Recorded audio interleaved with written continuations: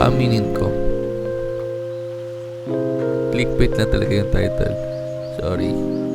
Purely appreciation video ko lang talaga to para kay Alpha ko.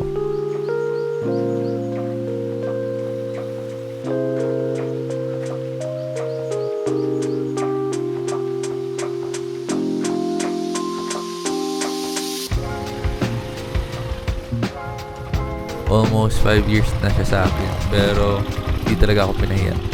Mapa daily road drive man o sa akyatan, saktong-sakto talaga yung lakas niya. Hindi ko in-expect na ganito katipay at ka-reliable ang Alpha. Kung nanonood ka ng video na ito, malamang balak mo ring bumili ng TMX 125 Alpha. O kaya naman ay interesado ka lang malaman ang experience ko sa motor na ito. Well, sa presyong 50,000 pataas, super sulit talaga niya. Lalo na kung ikukumpara mo sa ibang motor na nasa range nito. Marami namang YouTube videos na talagang subok na ang Alpha. Sa amin lang is pang normal service lang talaga namin.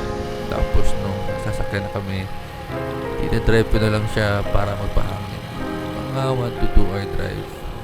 Nakakamiss pa rin kasi talaga yung motor eh. Tsaka habang tumatagal, mas naging smooth yung takbo niya.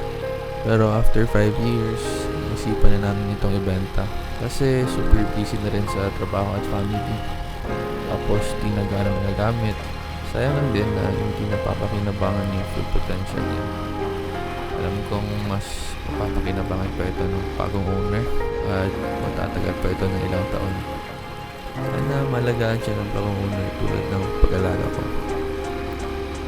Minaya pa kasi talaga akong ibenta to eh. Salamat TMX 125 Alpha sa mga alaala at mga adventure